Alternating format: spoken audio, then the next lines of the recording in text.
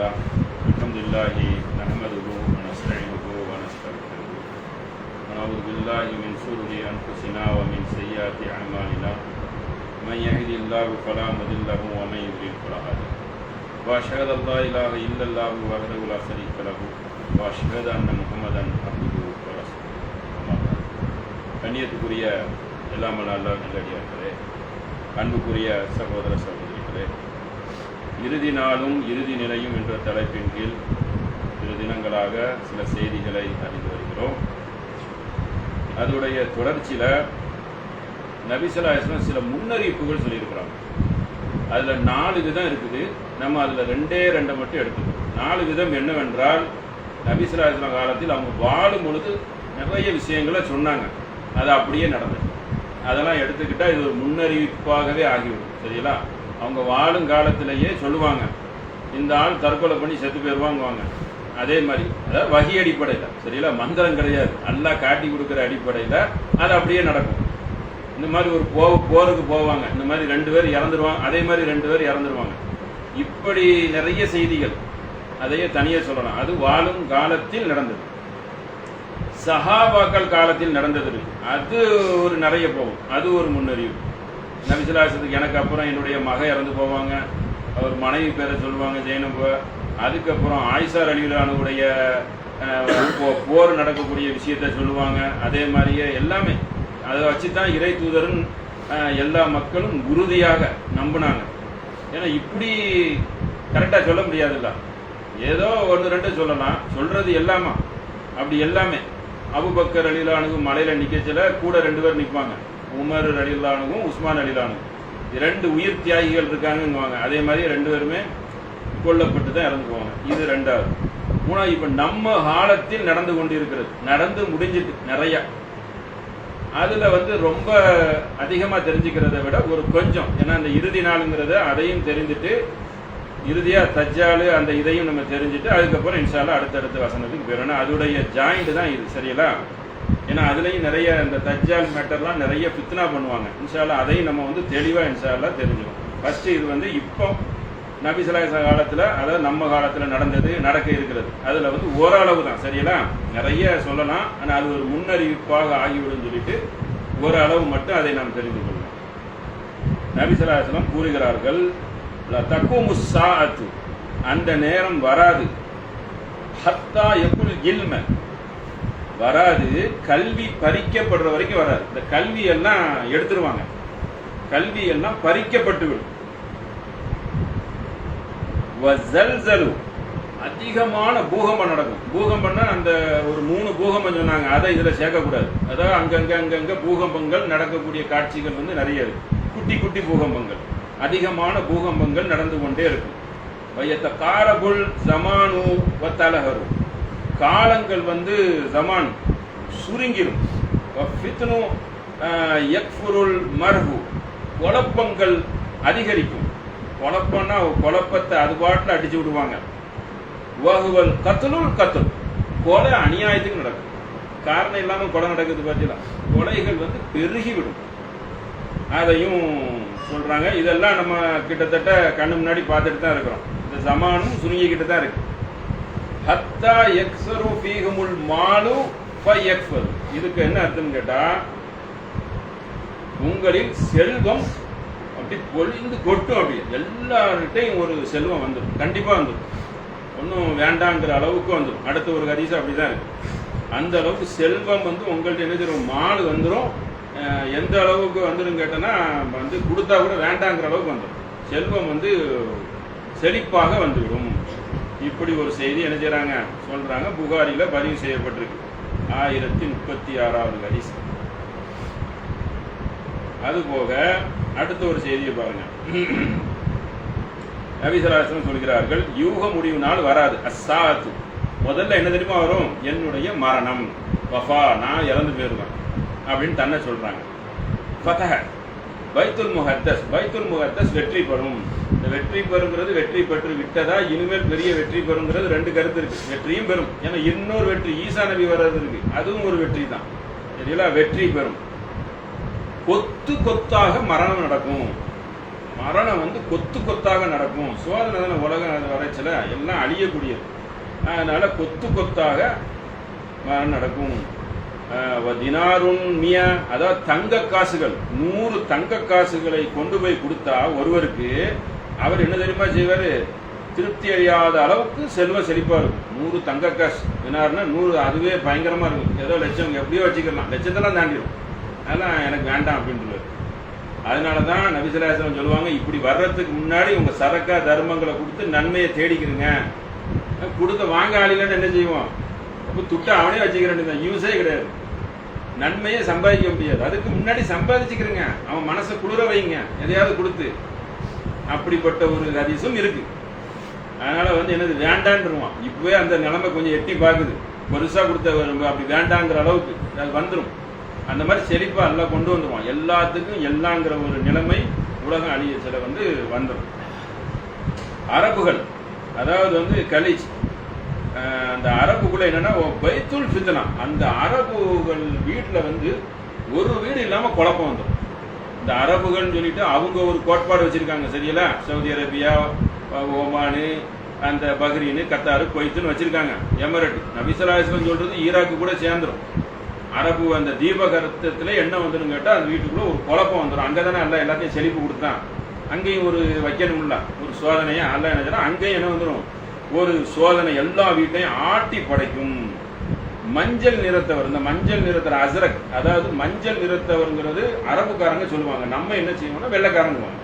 எல்லாம் அவங்களுக்கு அவங்க அதை வந்து மஞ்சளுங்குவாங்க, அபியத்துன்னு அவங்க சொல்ல மாட்டாங்க. நம்ம தான் அவனை வெள்ளைக்காரங்கிற அடிப்படையில் சொல்லுவோம். ஏன்னா நம்ம இந்த கருப்பு எல்லாம் கலந்துருக்கிறதுனால அவங்க என்ன செய்வாங்கன்னா வெள்ளைக்காரங்களை மஞ்சக்காரங்குவாங்க, சரிங்களா? அந்த மஞ்சள் நிறத்தவர்களுக்கும் உங்களுக்குன்னா மூமீன்களுக்கு என்ன தெரியுமா நடக்கும்? பெரிய யுத்தம் நடக்கும், பயங்கரமான ஒரு சண்டை நடக்கும். அந்த மாதிரி ஒன்றும் நடந்த மாதிரி இல்லை. அதுவும் யூக முடிய நாளில் என்ன செய்யும் நடக்கும். அதில் வந்து என்ன நடக்குன்னு கேட்டால் அவர்களில் வந்து ஒரு வருவார்கள், அணிவகுத்து வருவார்கள், 12,000 பேர் வருவார்கள் அப்படின்னு ஒரு எண்ணிக்கை சொல்லப்படுது. அந்த மாதிரி பெரிய ஒரு பயங்கரமான சண்டை அளவுக்கு வரலாற்றில் தேடி பார்க்கணும் நடந்துச்சா இல்லை இனிமேல் நடக்கும். ஏன்னா இது நபி ஸல்லல்லாஹு அலைஹி வஸல்லம் அப்புறம் சொல்லிட்டாங்க, ஆனால் பெருசாக ஒன்று இருக்கும், சரிங்களா? அப்போ இது ஒரு முன்னறிவிப்பு. இந்த முன்னறிவிப்புலாம் வந்து என்ன செய்யும் நடக்கும் அப்படிங்கிறாங்க. அடுத்த ஒரு முன்னறிவிப்பு என்னன்னு கேட்டோன்னா ஹஜ்ஜாஜ். ஹஜ்ஜாஜ் வந்து யாருன்னு கேட்டோன்னா இவர் வந்து இந்த யமன்லேருந்து வரக்கூடியவர். யமனும் சவுதியும் ஒன்று தான், சரிங்களா? இப்போ பிரிச்சுக்கிட்டாங்க எல்லாமே. சவுதி நிறைய வார்டு, அப்புறம் அவங்க பிரிச்சுக்கிட்டாங்க. தனித்தனியாக இருந்தாலும் முதல் வரைக்கும் அந்த காலத்தில் பிரிஞ்சிருந்தாலும் அது ஒரு காலத்தில் ஒன்றாச்சு. இப்போ பிரிவாக இருக்குது. அங்கேயும் அரபு தான் பேசுவாங்க. அந்த ஹஜ்ஜாஜ் என்ற பெயர் உள்ள சுல்தான் அவர் வந்து ஆட்சிக்கு வராமல் யூக முடிவு நாள் வராது. ஏற்கனவே 2-3 பேர் சொல்லப்படுது. நபி ஸல்லல்லாஹு அலைஹி வஸல்லம் அவங்க பேரில் அவங்க வம்சத்துலேருந்து வேற வருவாங்க, சரிங்களா? இது ஒரு பேர் சொல்லப்படுகிறது. இதெல்லாம் கடைசி காலத்தில் நடக்கக்கூடியது. கடைசி காலத்தில் ஒரு கலிஃபா வருவார். அவர் என்ன செய்வார்னா வாரி வாரி அள்ளி கொடுப்பார் வரவங்களுக்குலாம். எப்படி சொல்லப்படுதுன்னா வள்ளல் வளர்ந்துறத வாரி வாரி கொடுப்பார். அப்படி கொடுக்கிற வரைக்கும் என்ன வராது? யூக முடிவு நாள் வராது. செல்வம் பெருகும். மாலுகு சித்துனியா, செல்வம் வந்து பயங்கரமா பெருகும். அந்த செல்வம் பெருகாமல் யூக முடிவு நாள் வராது, பெருகிவிடும். மறுபடியும் அந்த செல்வத்தை சொல்றாங்க. இப்ப இந்த இதை சொல்லிடுறாங்க. ஒருவர் தர்மத்தை கொடுப்பாரு, இன்னொருவரும் கொடுப்பாரு. கொடுத்தவன என்ன சொல்வார்? வாங்கி இருப்பவன் அவருக்கு என்ன தெரியுமா சொல்ல வாங்கக்கூடியவர்? எனக்கு தேவையில்லை, லா மாலுகா, எனக்கு ஒன்றும் அது தேவையில்லை என்று அந்த மனிதன் கூறுவான். இது அதுல வந்து அப்படி வருது. இதை நேரடியாகவே சொல்லிடுறாங்க. புகாரியில் வரக்கூடிய ஹதீஸ். கொடுக்க போனால் எனக்கு வந்து வேண்டாம் என்று சொல்லாமல் யுக முடிவு நாள் வராது என்று நபி ஸல்லல்லாஹு அலைஹி வஸல்லம் சொல்றாங்க. இது நேரடியான ஹதீஸ். இதெல்லாம் கொடுத்து விடுங்க, இருந்தால் இருக்கச்சில என்ன செய்யுங்க, உதவிகளை அள்ளி செய்யுங்க என்று சொல்லப்படுது. அடுத்து வந்து யூதர்களுக்கும் நமக்கும் பயங்கரமான ஒரு யுத்தம் வராமல் யுக முடிவு நாள் வராது. அது எந்த அளவுக்கு என்றால், எனக்கு பின்னால் ஒரு யூதன் ஒளிந்திருக்கிறான், காய்பிகி பின்னாடி மறைஞ்சிருக்கிறான், கொன்னுரு, மரம் செடிகள் எல்லாம் பேசுற அளவுக்கு இருக்கும். அப்ப பெரிய யுத்தம். அப்ப இனிமேதான் வரும் பெரிய யுத்தம். நடந்துட்டு இருக்கிற யுத்தம்லாம் செல்லவே செல்லாது. இன்னும் யுத்தங்கள் இருக்கு. ஈசா நபி வருகை இருக்குது. இதுல வேற நம்ம கை ஜெயிக்கிற மாதிரில இருக்கு. இது ஒளிஞ்சிருக்கிறான் கொள்ளுன்னா அப்ப நம்ம கை வாங்கும், நம்ம வெற்றி கொள்ளும். அப்ப அந்த மாதிரி தான் இதனுடைய இது வருகிறது. இந்த சம்பவத்துல வந்து நமக்கு இதுவும் வெற்றி தான். இதுவும்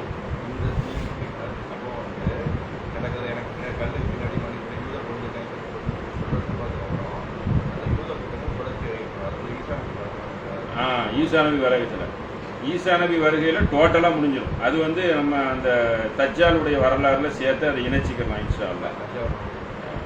கௌபா இருக்குல்ல, இறை இல்லம், அதை பற்றி என்ன செய்வாங்கன்னா அபிசீனியர்கள் என்றால் இன்னைக்கு இருக்கிற எத்தோப்பியா, சோமாலியா, அந்த கருப்பின மக்கள் எல்லாம் அதில் ஒரு 10 நாடு கிட்ட வரும். நிறைய நாடுனா குட்டி குட்டி நாடுனா இருக்கு, சூடான்லாம் வந்துடும். அங்கே இருந்து என்ன செய்வாங்கன்னா அந்த பள்ளியை காபாவை இடிக்க வருவா, அல்லா பூமிக்குள்ளே இழுத்துட்டு போயிடுவோம். அவர்களுடைய அடையாளம் என்னன்னு கேட்டால் கால் வந்து சிறுத்து போயிருக்கும், குச்சி கால் மாதிரி இருக்கும். கால் வந்து குச்சி மாதிரி கம்பு மாதிரி இருக்கும், ஒரு சதப்பத்தோடு இல்லாமல் அந்த கால்கள் அப்படி இருக்கும் அவர்களுக்கு, சிறுத்த கால் அப்படின்னு நபி ஸல்லல்லாஹு அலைஹி வஸல்லம் என்ன செய்கிறாங்க, அடையாளம்னு சொல்கிறாங்க.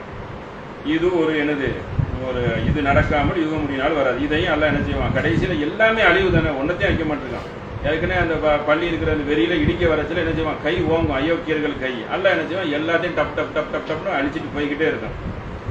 அப்புறம் வந்து தங்க யூப்ரட்டிஸ் நதியில், அந்த ஈராக்கில் இருக்கக்கூடிய நதியில் என்ன வரும்னு கேட்டோம்னா தங்கங்கள் வெளிப்படும், அதை நீங்கள் கண்டால் எடுக்காதீர்கள். இதெல்லாம் நம்ம கேள்விப்பட்டிருக்கிறோம். அதுவும் ஒரு ஹதீஸ் தான். சரிங்களா, அந்த தங்கம் அங்கேருந்து கொப்பளிச்சு வரும் ஈராக்லேருந்து. ஈராக்கில் நிறைய விஷயங்கள்லாம் உள்ளே இருக்குது, அங்கேருந்து தான் நிறைய வரும். இந்த தஜ்ஜாலு கூட 4-5 இடம் ஹதீஸில் வருது. தஜ்ஜாலை பற்றி தெரியச்சுல அதையும் நம்ம தெரிஞ்சிடும். ஈராக்கு பக்கம் சொல்லப்படுது, ஆப்கான் பக்கம் சொல்லப்படுது, குரசான், சாமு, சிமால், யமீனு, அதான் வலது பக்கம் இருப்பான், இடது பக்கம் இருப்பான், மஸ்ரிக்கு பக்கம் இருப்பான். 5 விதமாக ஹதீஸ் வருது. சரிங்களா, நபி ஸல்லல்லாஹு அலைஹி வஸல்லம் அப்படி சொல்கிறாங்க, ஒரே பக்கமாக சொல்லாமல் 5 செய்திகளாக அது சொல்லப்படுகிறது. அது ஆனால் அந்த பகுதியில் தான் இருக்கிறான். அதனால் அங்கே அந்த அதுதான். அடுத்து யாருன்னு கேட்டோன்னா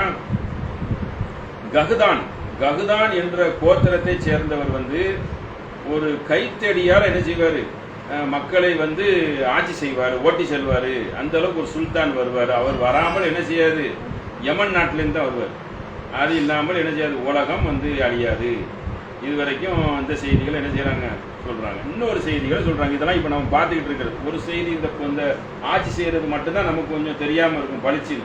அது வந்து வருங்காலத்தில் வரலாம். சரிங்களா, அடுத்து என்னன்னு கேட்டால் அந்நிசா காசியத்துள் நாரியா, பெண்கள் இருப்பார்கள், ஆடை அணிந்து நிர்வாணமாக இருப்பார்கள், ஒட்டிய ஆடை அணிவார்கள். முஸ்லீமில் வரக்கூடிய கருத்து. இதுவும் என்னது, யுக முடிவு நாளுடைய அறிகுறி. பெண்கள் அந்த அளவுக்கு வந்து ஆடை அணிந்தும் அந்த அணியாத மாதிரியும் இருக்கும் என்று நபி ஸல்லல்லாஹு அலைஹி வஸல்லம் சொல்கிறாங்க. இதுவும் ஆதாரபூர்வமான அறிகுறி. அப்படியே இன்னைக்கு என்ன இருக்குது, விலங்குகள் மனிதனிடம் பேசும், அது இல்லாமல் தோள்களும் கால் சட்டைகளும் பேசும் என்று. இது இந்த மாதிரி நடக்காமல் யுக முடிவு நாள் வராது. விலங்குகள்லாம் பேசத்தானே செய்யுது, எல்லாத்தையும் எல்லாம் நாயோடலாம் கொஞ்சம் குழாவ தானே செய்யலாம், யானைகிட்ட பேசுகிறான், எல்லாம் பல பாஷைகள் பேசுகிறாங்க. அதனால் இது வராமல் என்ன செய்யாது, யுக முடிவு நாள் வராது என்று அந்த யுக முடிவு நாளை பற்றி சொல்லப்படக்கூடிய செய்திகள். அடுத்து என்ன ஒரு செய்தி சொல்லப்படுதுன்னா, சக்காத்தை கொடுப்பவர்கள் வாங்க மாட்டார்கள் என்பதை நம்ம சொல்லிட்டோம். அடுத்த ஒரு செய்தியை பார்க்கிறோம். லா தக்குமு ஸாஅத்து, அந்த நேரம் வராது, ஹத்தா முர்ர ரிஜுல் பிகவரி ரிஜுல், அதாவது அந்த நாளில் என்னன்னா அந்த மண்ணறைகளில் வந்து மனிதர்கள் செல்வாங்க. இந்த இதில் இந்த மண்ணறைகள் இருக்கும், இறந்து கிடக்கக்கூடிய சவக்குழிகள், பல இடங்கள் இறந்து கீழே கிடக்கச்சில அந்த மனிதர்களை அந்த சடலத்தை ஜனாசாவை பார்த்துட்டு என்ன தெரியுமா அந்த மனுஷன் சொல்லுவான், இது இல்லாமல் மறுமை நாள் வராது. என்ன சொல்லுவான்னா, இதே மாதிரி நம்மளும் செத்துடலாம் போல இருக்க, வாழ்றது வேஸ்ட், இப்படின்னு ஒரு குழப்பம் வரும் அப்படின்னு சொல்றாங்க. ஒரு மனிதன் மரணத்தை பார்த்துட்டு இன்னொருத்தர் என்ன தெரியுமா சொல்லுவானா, எக்கூடு யா லைத்தனி மக்கானு, இந்த இடத்துல நானும் மண்ணா இருக்கலாம் போல இருக்க அப்படின்னு. இந்த உலக வாழ்க்கையில தெரியல, மறுமையிலையும் காபீர் புலம்பும், அது தனி செய்தி. உலக வாழ்க்கையில பார்த்துட்டு என்ன சொல்லுவான், இந்த மாதிரி செத்து தொலைஞ்சிடலாம் போல இருக்கு அப்படின்னு அவன் புலம்பாத வரைக்கும் என்ன வராது, யுக முடிவு நாள் வராது. அது கூட கொஞ்சம் புலம்ப தான் செய்கிறாங்க. அந்த மாதிரி இருக்குது. அந்த மாதிரி செய்திகள் இதெல்லாம் நடந்து கொண்டு இருக்கிறதா, கொஞ்சமாக தான். நிறைய செய்திகள் வந்து சொல்கிறாங்க. நம்ம அதை தொட்டு பார்த்து விட்டு, தஜ்ஜாலையும் பார்த்து விட்டு, அடுத்தடுத்து அந்த இறுதி நாள் உள்ள எப்படியெல்லாம் சொல்லப்படுது என்பதை இன்ஷா நம்ம போவோம். அடுத்த ஒரு செய்தியும் பார்ப்போம். மறுமை நாளை எதிர்பார்க்கலாம். அதாவது எப்படி எதிர்பார்க்கலாம் என்று கேட்டால், மறுமை நாளை பற்றி சொல்கிறாங்க. கால கைஃப ரசூல் ஸல்லல்லாஹு அலைஹி வஸல்லம் கால இது உஸ்னிதுல் அம்ரு இலா கைர அகிலிஹி ஃபம்தலிரு ஸாஅத். என்ன சொல்கிறாங்கன்னா, ஒரு ஒண்ணுமே தெரியாதவனிடம் ஒரு பொறுப்பை கொடுக்கிறது. அர்த்தமற்றவன்கிட்ட பாழாக்கக்கூடியவனிடம் ஒரு பொறுப்பை ஒப்படைப்பீர்களே, அது வராமல் யுக முடிவினால் வராது. அதாவது ஒரு மடையன்ட்ட போய் பொறுப்பை கொடுக்குறது, ஒன்னத்துக்கும் உதவாதவனிடம் பொறுப்பை கொடுத்து அந்த பொறுப்பு நாசமாம அப்படி ஒரு நாள் நடக்காமல் யுக முடிவினால் வராது. பால்படுத்தப்படும் நல்ல காரியங்கள் எல்லாம் என்ன செய்யப்படும், அது நாசமாக்கப்படும். அப்படி வராமல் என்ன வராது, யுக முடிவினால் வராது. அதுவும் நடக்கத்தான் செய்யுது. சரிங்களா? அதெல்லாம் அர்த்தமற்றவன்ட்டெல்லாம் பதவிகள் போய் இருக்கத்தான் செய்யுது. ஒரு ரவுடிசம் இருந்தா போதும், அந்த மாதிரிலாம் இருந்தா இன்னைக்கு அர்த்தமற்றவன்ட்டு நிறைய பேர்கிட்ட போகுது, பள்ளிவாசல் பொறுப்பு கூட போகுது. அந்த மாதிரி இருக்கு. அடுத்த ஒரு செய்தி தெரிஞ்சிடும். மின் அஷர்த்த ஷர்த்த சாத்த, அந்த நேரம் வராது. எப்படி வருமா? எல்கரு ஜஹலு யக்கல்லு இல்மு, கல்விகள் உங்களிடம் அகற்றப்படும். வஸினா, விபச்சாரம் பெருக்கெடுத்து ஓடும். துஸ்ரிகுல் ஹம்ர, மதுபானம் அதிகமாகிவிடும். ஏற முறை இதெல்லாம் அதிகமாயிடுச்சு. இன்னும் கொஞ்சம் அதிகமான டாப் லெவலாக அந்த அளவுக்கு சாராயம், விபச்சாரம், சீனா, கல்விகள் நாசமாக்கப்படும். வகில்லு ரிஜாலு எக்ஸரு நிசாவு, ஒரு ஆணு நிசாவு ஹத்தா யகூனு கம்சீன அகிம்மத்து ரிஜூலு வாயுது. ஒரு ஆணுக்கு கம்சீனா 50 பொம்பளை இருப்பாங்க. அதாவது பெண்கள் அதிகரித்து விடுவார்கள். ஒரு ஆண் இருந்தானா ஒரு சென்சஸ் கணக்குக்கு ஒரு ஆணுக்கு 50 பெண்கள் இருப்பாங்க என்று. அதுவும் ஓரளவு கூட தான் இருக்கிறது. இன்னும் கூடும், போக போக என்ன செய்யும், கூடும். இது வராமல் என்ன செய்யாது, உலகம் அழியாது. இதில் என்னெல்லாம் வந்தது, கல்விகள் நாசமாக்கப்பட்டிருக்கு, இன்னும் நிறைய நாசமாக்கப்படும். எல்கரு ஜீனா, விபச்சாரம் பெருக்கெடுத்து ஓடுது. அர்த்தமற்று போய் இருக்குது. இஸ்லாமிய நாடுகள் கூட கேள்விக்குறியா இருக்கு. ஹம்ரு, சாராயங்கள் கூட ஒன்றும் சொல்றதுக்கு இல்லை. பல எல்லா நாடுகள்லையும் அது என்ன செய்யுது, இருக்கத்தான் செய்யுது. அப்படி பெண்களும் என்ன செய்வாங்க, அதிகரிப்பார்கள் அப்படின்னு சொல்லி அந்த ஒரு செய்தி சொல்லப்படுது. அடுத்து என்ன செய்தின்னு கேட்டோன்னா, ஒரு புகை ஒன்று இருக்குது. சரிங்களா? மேல இருந்து அல்லாஹ் ஒரு புகை இறப்பான். துஹான் 44 சூறாலையும் வருது. சரிங்களா? இது மட்டும் தெரிஞ்சுக்கிறோம். அந்த துஹான் புகை என்ன செய்யுன்னு கேட்டோன்னா, அது எல்லாரும் பார்க்குற அளவுக்கு வரும். வந்த உடனே என்ன செய்யுன்னு கேட்டோன்னா, முஸ்லீம்கள் மூமீன்களுக்கு மட்டும் மூமீன்கள் தான் வருது. சரிங்களா? மூமீன்கள்னு முஸ்லீமுக்கும் 2 வித்தியாசம் இருக்கு. சரிங்களா? முஸ்லீம் என்பது ஒரு பெயரை வைத்து கொண்டு உலகத்தில் ஒரு முஸ்லீமாக வாழ்வதை போல் வாழ்வது. மூமீன் என்ற அர்த்தத்துக்கு என்னன்னு கேட்டா, பல விஷயங்களை நம்பிக்கை கொள்ளணும். பல விஷயங்களை நம்பிக்கை கொள்ளணும், அதுல உறுதியா இருக்கணும். ரெண்டுக்கும் வித்தியாசம் இருக்கு. வித்தியாசம் இருக்குங்கிறத 49வது சூறால அல்லாஹ் பிரிச்சியும் சொல்லுவான் நிறைய இடத்துல. அதை விட்டுரும். அந்த புகையில் மூமீன்களுக்கு தபரானில வரக்கூடியது. மூமீனுக்கு என்ன செய்யும் என்று கேட்டால், ஜலதோஷம் தான் வரும். அது கொஞ்சமாவது பாதிப்பு ஒரு ஜலதோஷத்தோட போயிடும். மூக்குல இருந்து நீர் வடிகிறதோட போயிடும். காபீர்களுக்கு எப்படி வரும் கேட்டா, சமவு வயறு ஊதி காது வழியாக புகை வரும். அவர்களுக்கு பாதிப்பு அதிகமாக இருக்கும். அந்த துஹான், அந்த புகை மூட்டத்தால் காபீர்கள் அதிகமாக பாதிக்கப்படுவார்கள். மூமின்களுக்கு என்ன வரும், வெறும் ஜலதோஷத்துல போயிடும். அல்லாஹ் ரஹ்மத் புரிகிறான், நிறைய ரஹ்மத் புரிகிறான். சரிங்களா? அந்த மாதிரி ஒரு புகை இல்லாமல் என்ன செய்யாது, உலக அழிவு நாள் வராது அப்படின்னு சொல்றாங்க. அடுத்து ஒரு விஷயம் இருக்கு, அதையும் தெரிஞ்சுக்கணும். மதீனாவை பத்தி சொல்றாங்க. மதீனா நகரம் தைபான புனிதமானது, சுத்தமானது அப்படின்னு நபி ஸல்லல்லாஹு அலைஹி வஸல்லம் துவா கேட்ட மாதிரி மக்காக்கு நிகரா அல்லாஹ் அதை கபூலாக்கினான். அதே மாதிரியே தூய்மையானது, புனிதமானது தான். அங்க என்ன சொல்றாங்கன்னா, அங்க நீக்கப்படும். எங்க நீக்கப்படும்? மதீனத்திலிருந்து தீயவர்கள் எல்லாம் மதீனாவை விட்டு வெளியேறுவார்கள். அது தஜ்ஜாலை பார்க்கச்சுல நம்ம தெரியலாம். தஜ்ஜால் வரலாறுல தான் இதுக்கு அதுக்கும் முடிச்சு போட்டு வரும். தீயவர்கள் வெளியேறுவார்கள், தீயவர்கள் இருப்பார்கள் அர்த்தம். தீயவர்கள் எல்லாம் கம்ப்ளீட்டா வெளியேறிடுவாங்க.